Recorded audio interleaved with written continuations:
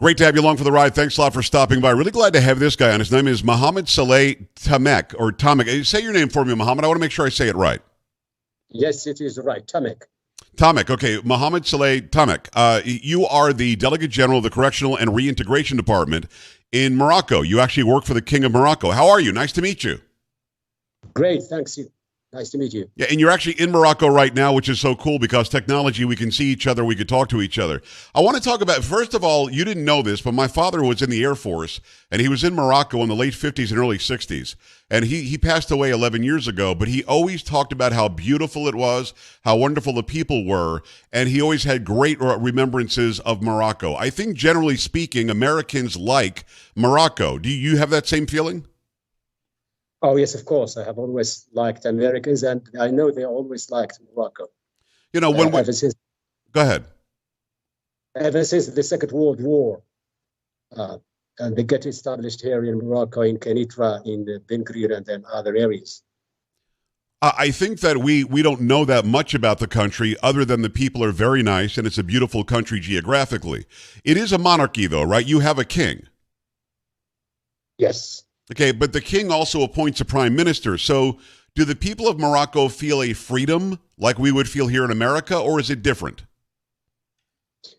Well, I think that Moroccans feel freedom because they have been living with monarchy for over 12 centuries, right, and for the basic family for four centuries, for the Alawite dynasty.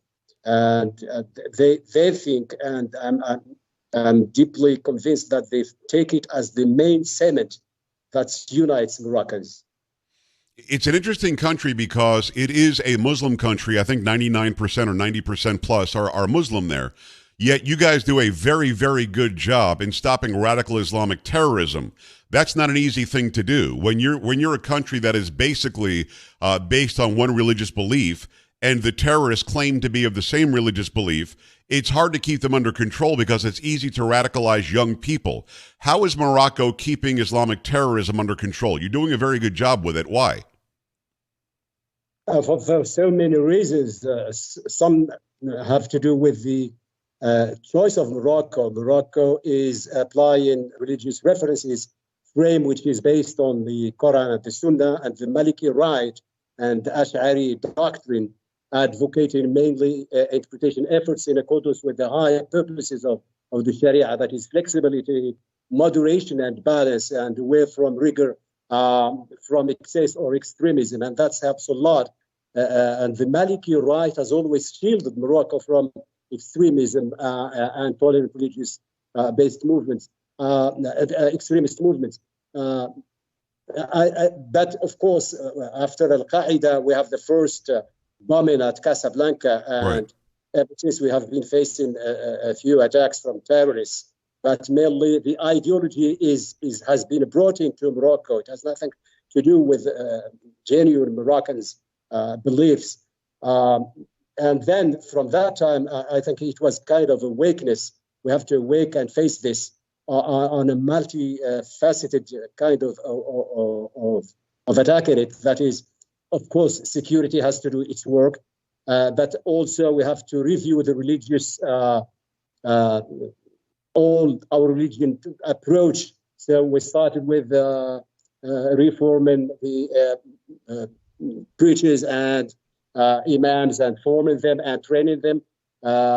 We have over 47, now it's over 60,000 imams and women preachers who have been trained with moderate Islam.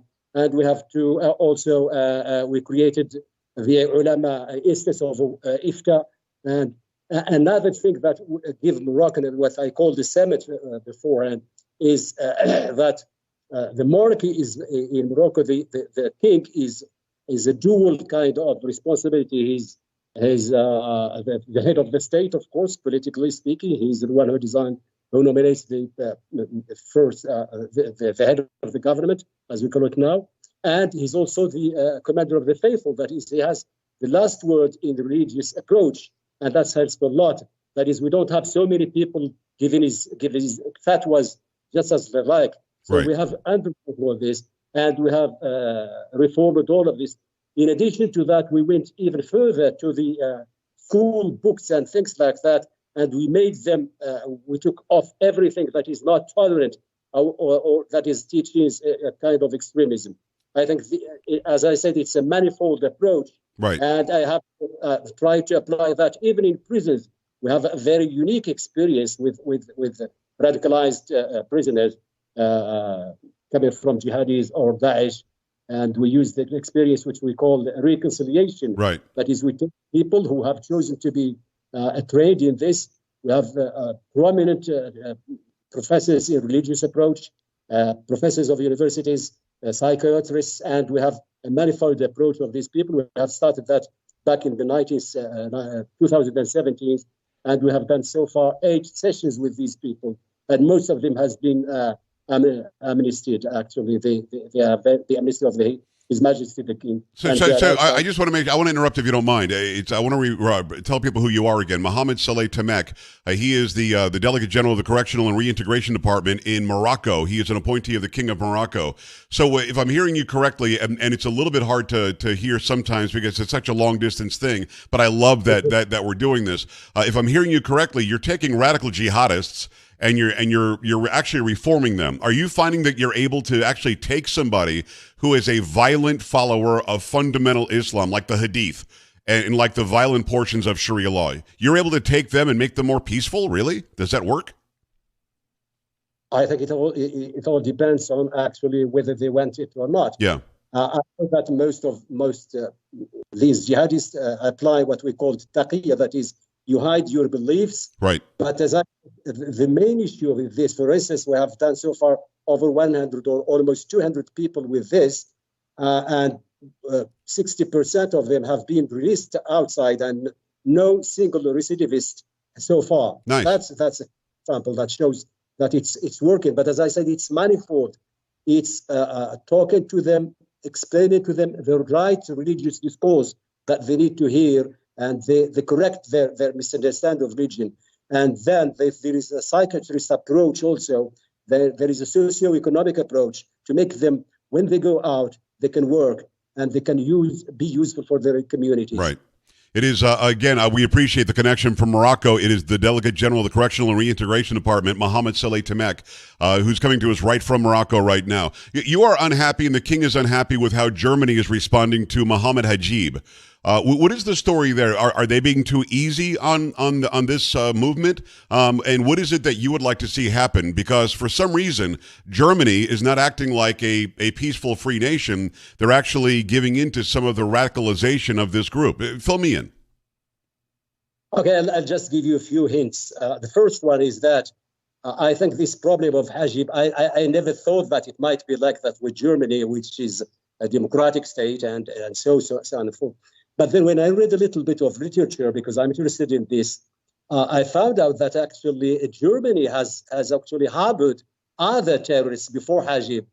You take Majid from Daesh, you take Samir, the guy who played football with the heads of people, beheaded people. Wow. With that group. And now Hajeeb, it seems that there is kind of a pattern that is consonant, vowel, Hajeeb.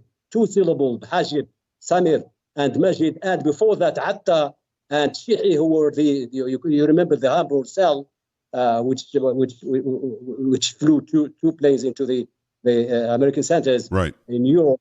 I didn't understand this. Why Hajeeb? Why Germany should harbor Hajeeb? Hajeeb, who says, "I live in Germany. I am a German."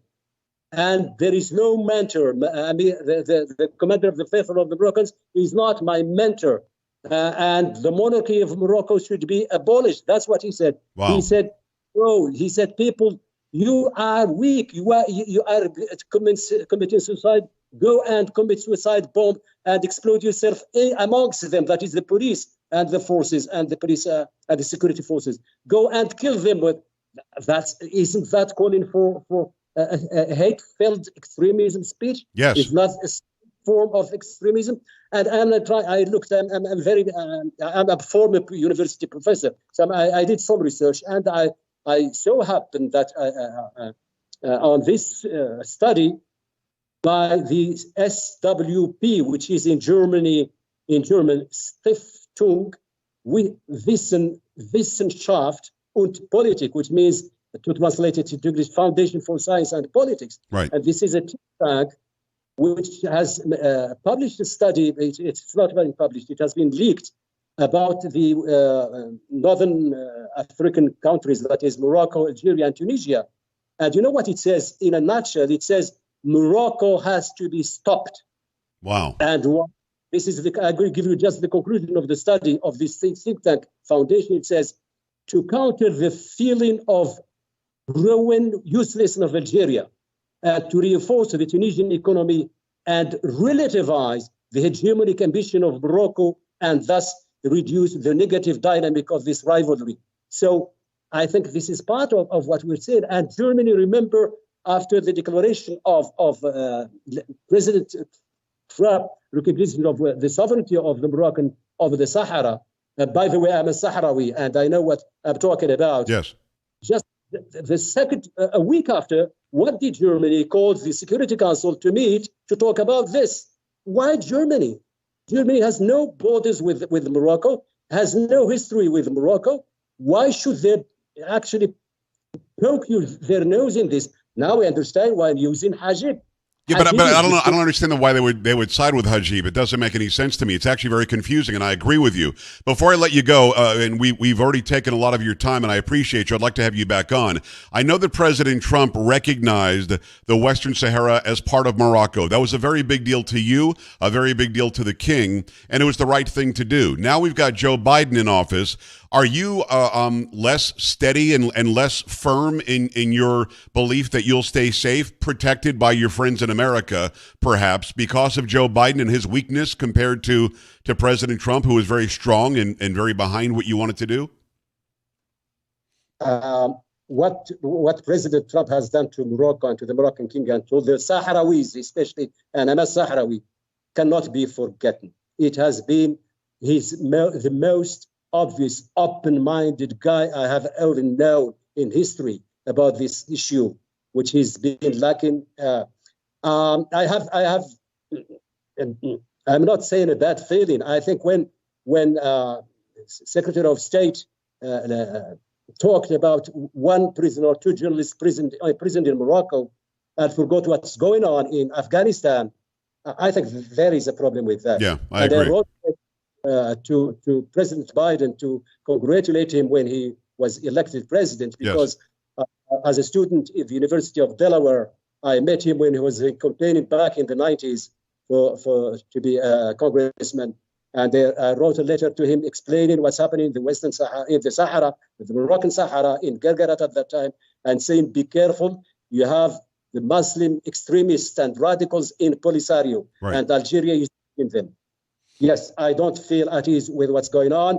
And I think everybody has seen what's happened in Afghanistan. Right. And you cannot be, all people who believe in democracy, in the rule of law, cannot accept things like that. And I think people like ISIS-K and ISIS and Al-Qaeda, if it were to reband, and even the Taliban, would love to do something bad to Morocco. That's why it's so important that there is a strong, moderate Islamic state like Morocco that understands that, threatening death and actually bringing war and death constantly isn't the right answer. Let me ask you one question on a personal level before I let you go. I'm a Christian guy. Would I be welcomed in Morocco?